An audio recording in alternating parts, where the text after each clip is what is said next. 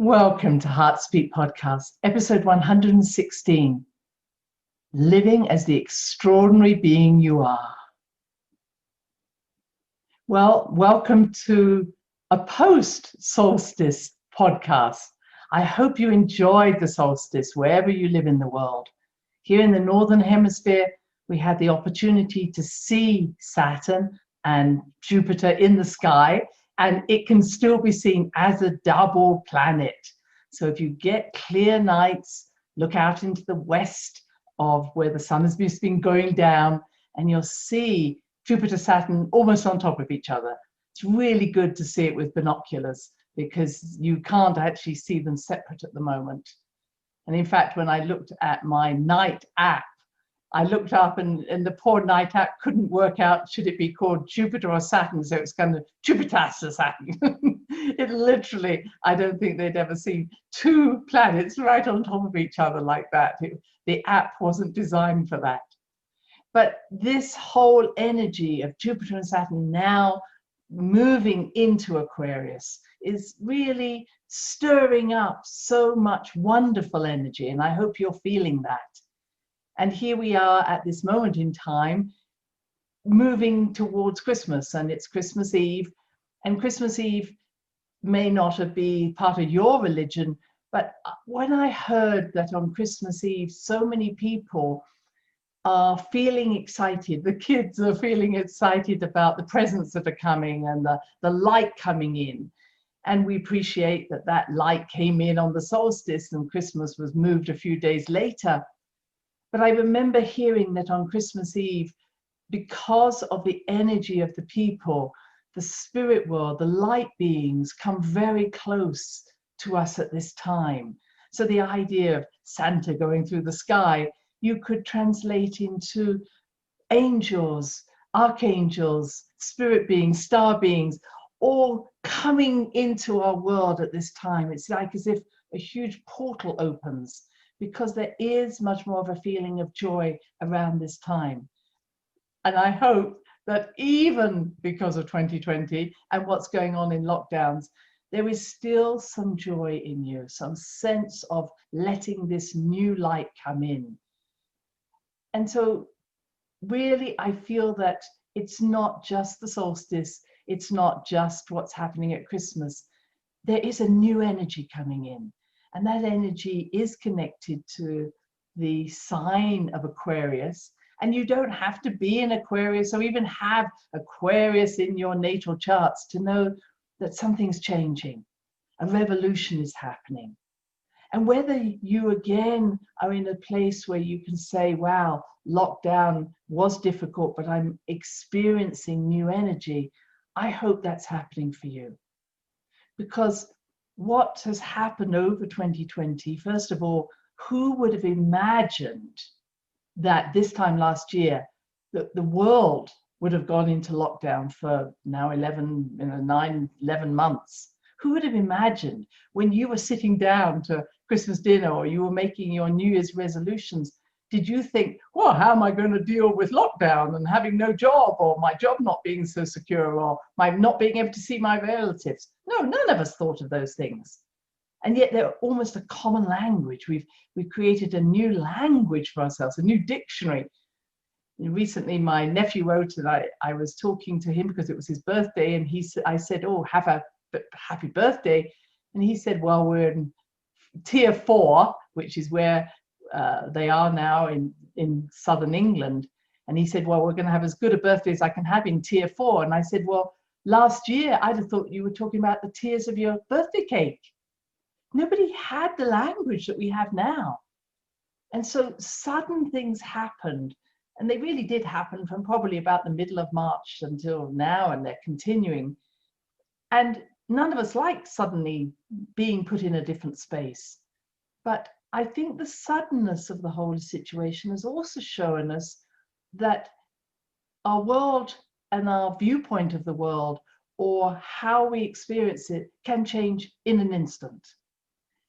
And that may be very scary for any of us who maybe have been dependent on our world being a certain way. But I'm also seeing is that it's also allowing us to recognize that knowing that things outside us could change any time, we have found a deepening of our inner security. What do we know is true, even though outside us things may change? Does that make sense? So that I often relate it to imagining that you are a mountain, and you are this strong mountain that is buried deep into the earth, and the energy flows up through the center of the mountain, and it allows things to change on the surface, so that you see on the surface of your mountain that in spring you have new growth. So this energy from within the mountain is nurturing new growth on your mountain. And then in summer, people come and play on you because they're enjoying the sun and they're enjoying the blooming of these flowers on your mountain. And then in the fall or the autumn, same people come, but they come and gather the fruits that have been developing on your mountain. And then the leaves fall and the leaves are bare and the people have maybe gone away, or maybe they're skiing.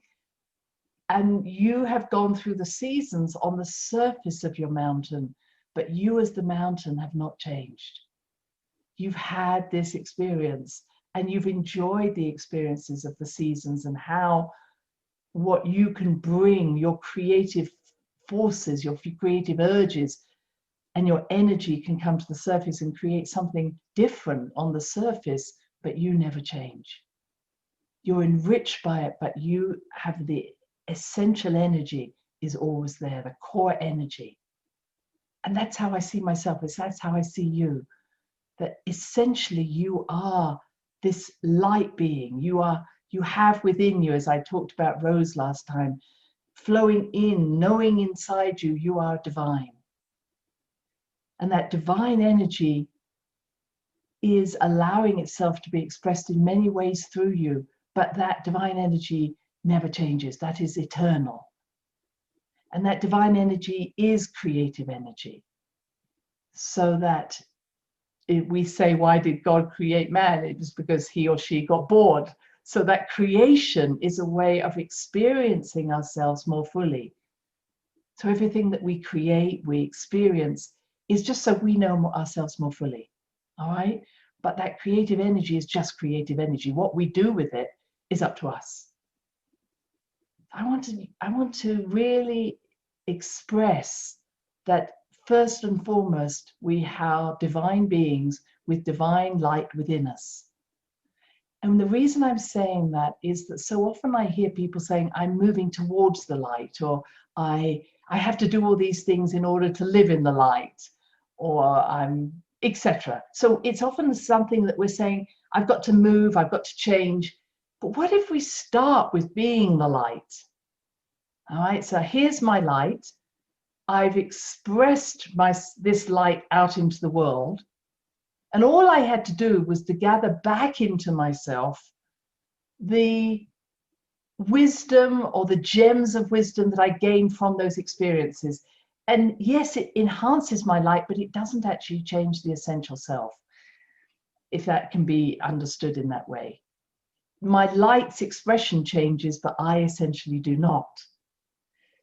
And what's happened is that we have, throughout our time, been expressing our light. You know, everything that you're seeing in the world, literally what you perceive in the world, is a creation of your own light. And you say, well, hang on a minute, I didn't create that. Yes, your perception of it, you seeing it in that way, is coming from you. It's not a facet of the world. And I've used that analogy before. If we all went to see the same movie, we would all come out and relate to a different character in the movie, because we can only see what we already have within us.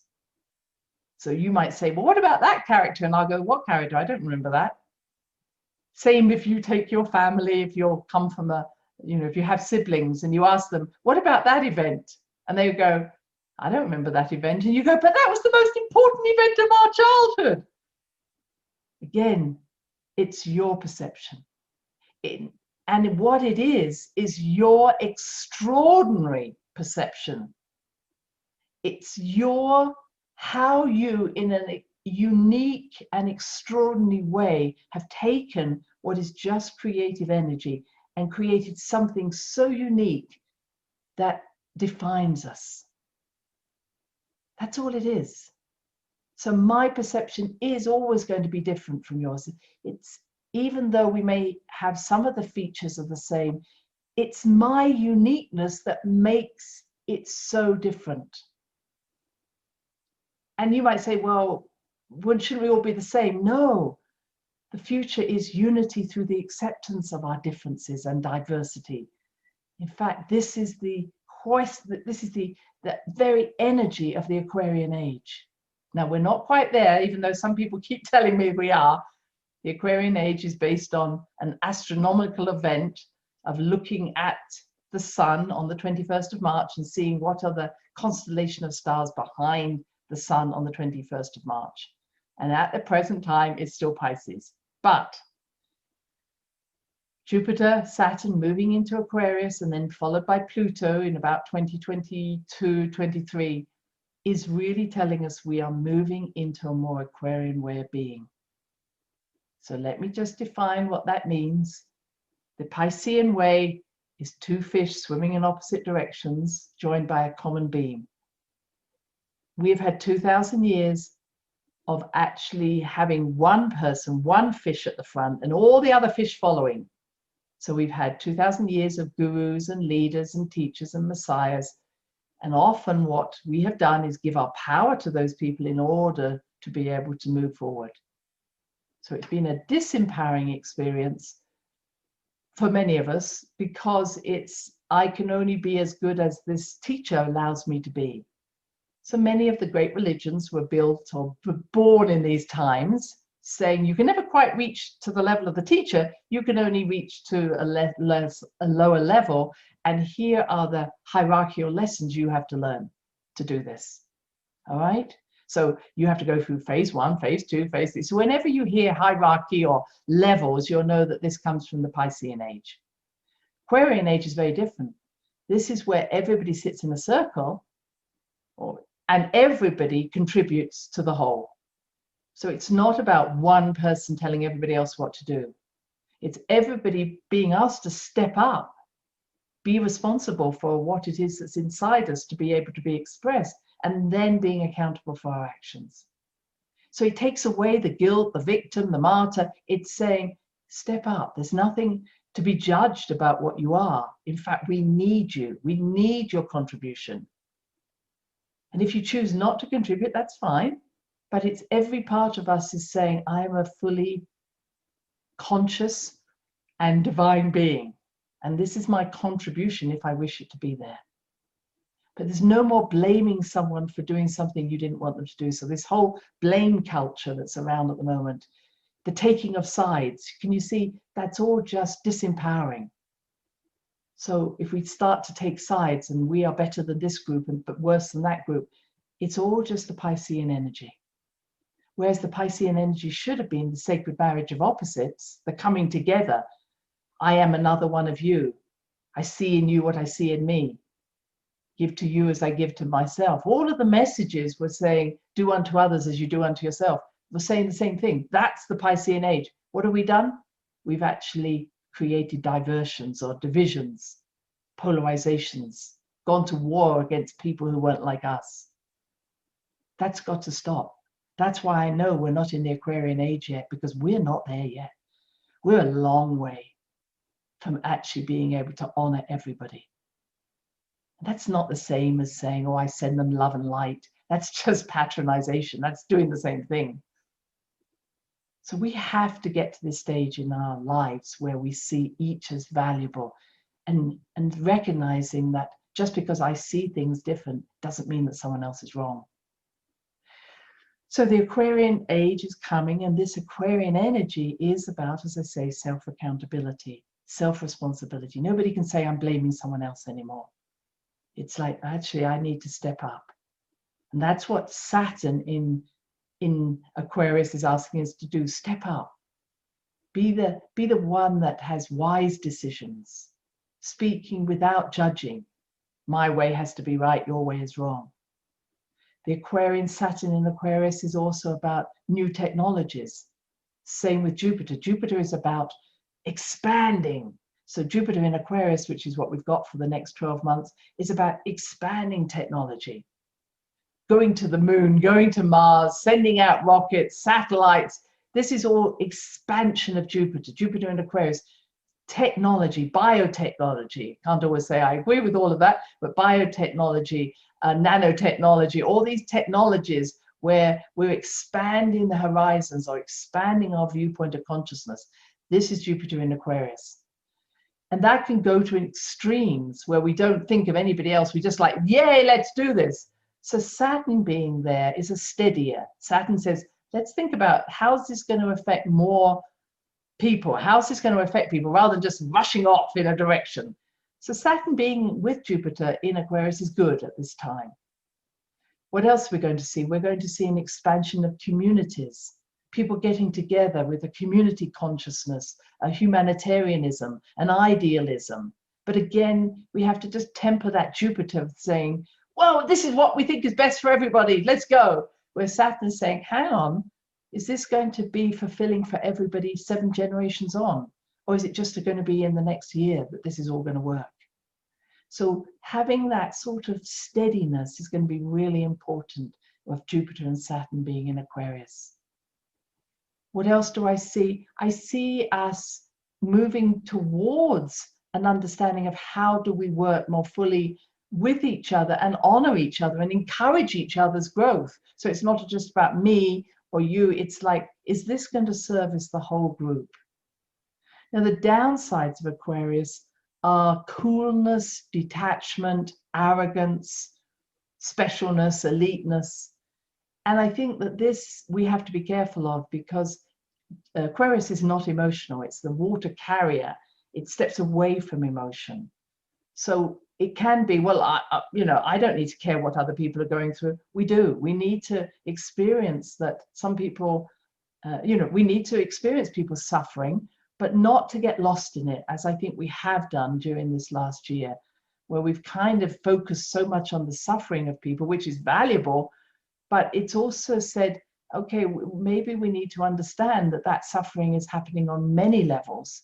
Many people are suffering, may not be through just the illness, but through lack of job or lack of safety, etc. So we need to consider the whole group. And what does it really mean to bring everybody along with us, not just a few? And there will be those who will take advantage of this humanitarian way by saying, we're going to do this for you, we're saving the world. But that's the old Piscean way. It's not the way of Aquarius. So we don't need someone leading us off in a direction. We need to say, are you really listening to me? Because that's what's important. Now, individually, what I'm seeing is a lot of people who have been waiting for this time to come for them to fulfill their destiny. Now, you may or may not have Aquarius in your chart. But another downside of Aquarius is the fear of fully embodying this life, the fear of fully coming on this earth. Does that resonate to any of you? I don't want to be here. Or maybe you're saying, I'll come, the world is in a bad place, I'll fix it, I can go home. I don't need, or we don't need people who only are here to see the problems and then to go away. So whatever energy you're carrying, please recognize that your spiritual connection may actually be stopping you reaching fully onto this earth. Because being on this earth does mean being part of what needs to change, but also enjoying it. So are you enjoying being in a physical body? Because your physical body is the alchemical vessel that's going to bring about the change. Being on this earth, it is the physical body, the physical form. By being on this earth, we're going to take this energy in. Okay? So what stops you coming onto this earth? And you may tell me, well, I had a bad childhood or something. All of those, I have to say, are reasons that now need to be owned, but not preventing you coming here. Because I'm seeing a lot of people who are hanging out in the world or hanging out in the ethers saying the world isn't ready for me. They don't understand me. I don't fit in. They don't know who I am. And I'm sorry to say they won't until you fully come here onto this planet Does that make sense? So please join us. So if you're one of those people who doesn't feel understood, let me just tell you, nobody's going to understand you. You're different, you're eccentric, you're unusual, you're extraordinary. So get over it. So if you're looking for people to approve of who you are or listen to who you are, it's not going to happen. No, I'm exaggerating. But I'm saying, please, let's stop making excuses, because every one of you has come in with these extraordinary, unique gifts. Now, they don't have to be, if I say you may be doing something in your home that is extraordinary and gifted. It may be something you do for your work. It may be something you do with your family. It may be something you do in your garden. I don't know where you're expressing this, but please express it. We need you now. So I'm saying, beyond the excuses, you may make of yourself, people don't understand me, they won't want me, I'm never fitted in. Okay, I'm pushing those aside. I'm also saying is, are you in a place now that you can express these unique gifts? Are you? Or are you plodding through old paradigms that will never change? If you knew how far advanced we are in technology, if you looked at what the military know, the governments know about anti-gravity, light travel, etc., they are so advanced on how to use energy, how to manipulate consciousness.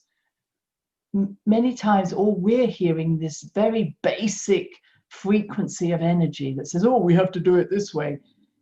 Please, you just know that we're fiddling around in the dirt when other energies, those who are in the know, have already flown much further. The advances of AI, for instance, who are now self-regulating and self-learning. You think your robot is just something you can move around. Robots are far, far further on than we've ever thought. You think that consciousness is just about how do we hypnotize people? No, consciousness has been manipulated for thousands of years. Why I'm saying that is, if you are like me, let's not be pedestrian about this. Let's use Jupiter to fly, to expand our thinking, to open up our mindset that we are living in an extraordinary place and be the unique beings that we are. Because many of you have come from what we call the future. Many of you have come from different civilizations. You have knowledge, you have awareness that is streets ahead that now needs to come back to this earth. That was true of Atlantis and Lemuria. We knew so much more then. And we're being kept artificially small and focusing on small things. So where are you lost in something that will never progress, never take you where you want to go? Because this is a time to say thank you very much, wish you well, it's not part of my future. All right? And I shared with some other people when I was doing this wonderful workshop, thank you for joining me on the solstice, but I shared Michael Hyatt's work that talks about passion and proficiency. And it's well worth, if you want to look up his work, it's wonderful, but it's saying you may be passionate about something, but you're not proficient or you're not productive, i.e. you might enjoy doing it, but you're not actually going to go anywhere, and you're not that, you're not taking it to the fullest. Or you may be good at something, but there's no passion left in it. Or you may be doing something that's just drudgery, no passion, no proficiency, you just do it. I'm giving you full permission to say, I want to have both passion and proficiency. And that comes not from learning a gift, it's bringing out of you what you already have. What do you already have inside you that you've been keeping down or keeping small? What excites you? It doesn't mean that you're already, in terms of proficiency, perfect at it, but you go, I have a real forte for this. I love doing this. Please bring to the fore, what is it that you have inside you that is extraordinary? And it's time to bring it home. This is the time, friends. Just don't say next year. We are in this cocoon still, and it's going to be like this for the next 5-6 years, definitely. What is the cocoon? It might feel like lockdown, but it's actually the ocean of possibilities. We have not been in this ocean of possibilities where we can make changes, not to the world outside it, but inside us. We can be the changes we want to bring to the world. Don't wait for the world to change. You do the changing and the world will change.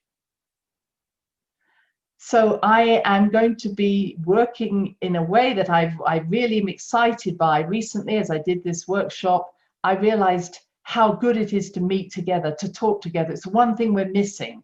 And how even though I can do such a thing as I'm doing here on the podcast, talk to you all, or a meeting, I want you to speak with each other. So on the 14th of January, I'm going to have a live meeting of a podcast, and I'll let you know via my website, christinepage.com, or by my Facebook, Dr. Christine Page. I want to let you know that if you want to join that meeting, I will have links both on Facebook, Instagram, my website, so you can come and join me live for a live podcast where it's not just about me speaking. It'll be about you joining with like-minded people who speak your language. And it may be that your language is not first language is English, but you are so welcome, because we can all hear each other's language when we break down the barriers.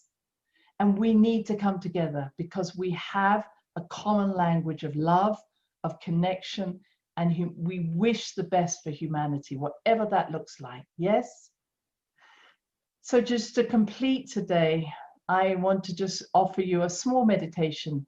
I'm bringing back the idea of my mountain, except I'm going to change the dynamics of that. So please, if you're in a place where you can meditate, we're going to use the different directions to do this. So please close your eyes. As always, take a short breath in, a long out breath.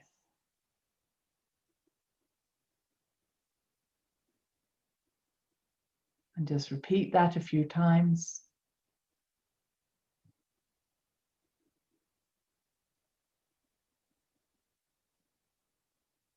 And now you can imagine yourself standing on a mountain or a hill or anything where you get a little height.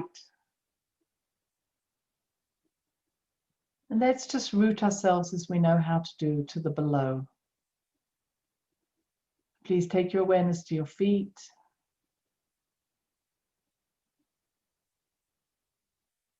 Feeling your feet on the ground.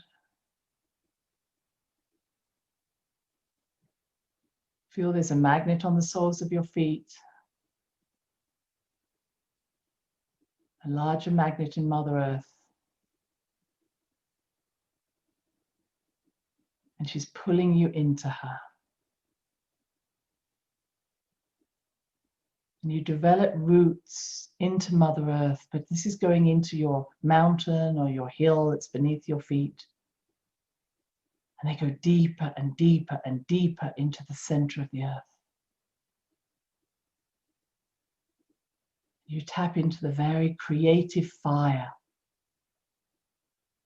the eternal fire that exists within the center of the earth. That is the energy by which we will run our world. The energy by which it is sustainable, true sustainable energy.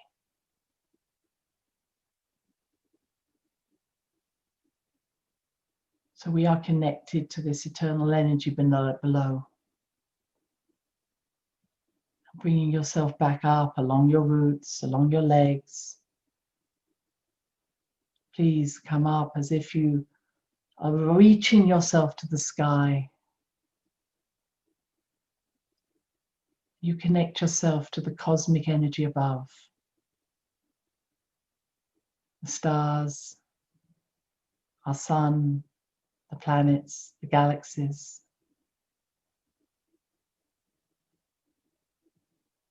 This is also cosmic consciousness, the energy of the new waves of consciousness reaching this planet at this time. Father Sky, Mother Earth, the eternal fire beneath, the eternal fire above, the fire of knowledge, of inspiration, reaching the fire of creation. You are between the two. You are the creator.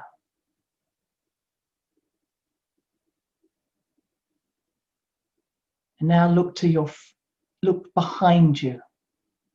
Behind you is your past. And from that central part of you, which is your heart, you see how you have created your past, how you have used this creative light from above and below to create your stories, your events, your experiences, going back thousands of lives if you wish.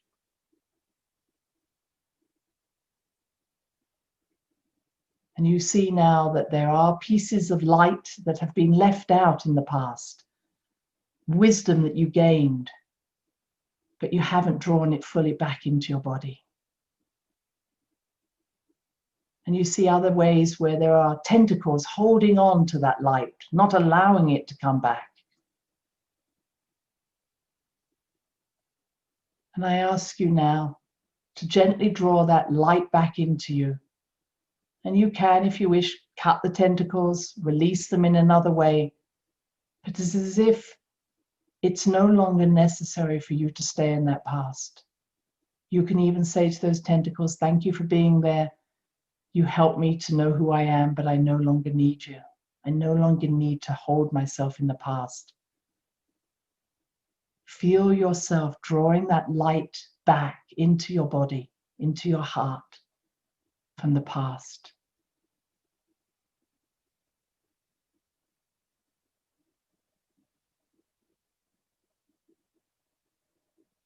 And now you look in front of you and you see your light going out into the future. But you can see that sometimes there's nowhere for it to attach to. It's gone too far ahead, or it's built on fear of not having enough or not belonging. So please, any future light that has not taken root, it's as if you planted seeds but they're not taking root, or they're not sufficiently grounded, just draw them back into your heart. Draw the light of the future back into your heart, into the now.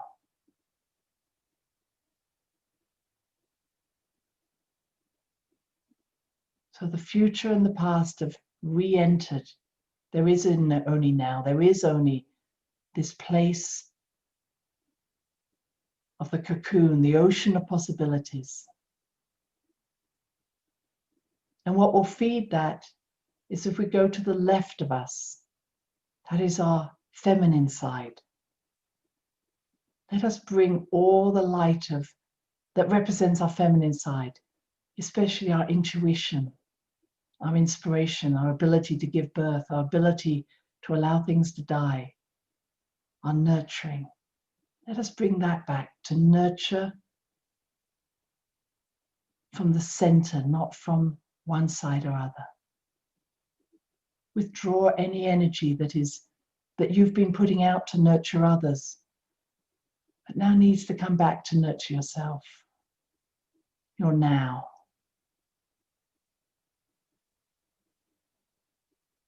And then move to the right.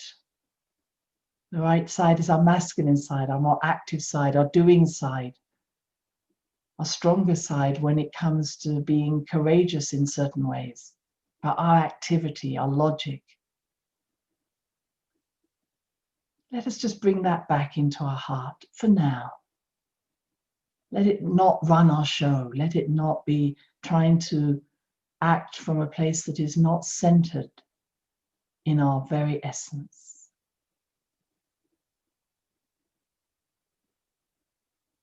So feel yourself connected to the creative, the eternal creative energy below, the eternal inspiration from above.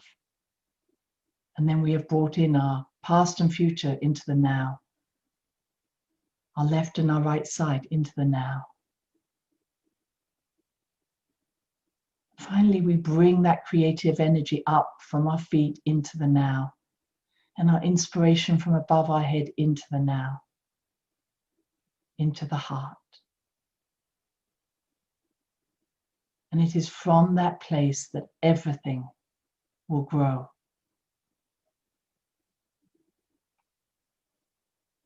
And it is from that place that your extraordinary self will send out those energies. But when we're in the now, we don't have to do anything because we are now so magnetically strong. Every step we take will draw towards us the path we need to be walking on to live our extraordinary self. It is from the now that everything develops.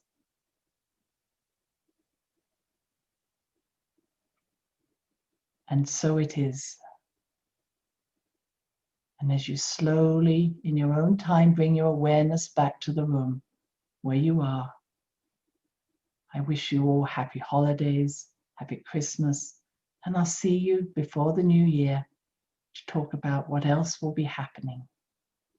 But in the meantime, be blessed, enjoy your families, enjoy connecting where you can to friends, families, star beings, the earth beneath, the beings within the earth, to everyone and everything that lives with us on this beautiful planet. Many blessings now. Bye-bye. Thanks for listening to the HeartSpeak podcast with Dr. Christine Page. Please check out all HeartSpeak episodes in the podcast archive section on www.christinepage.com. HeartSpeak is also available on iTunes, Spotify, Google Podcasts, Stitcher Radio, and now playing on iHeart Radio. You can also watch the archive podcasts on YouTube. Connect with Christine on Instagram, LinkedIn, and Facebook, including her newest Facebook group, The Great Mother Calling. Do share with family, friends, colleagues. Join us next time for another edition of HeartSpeak.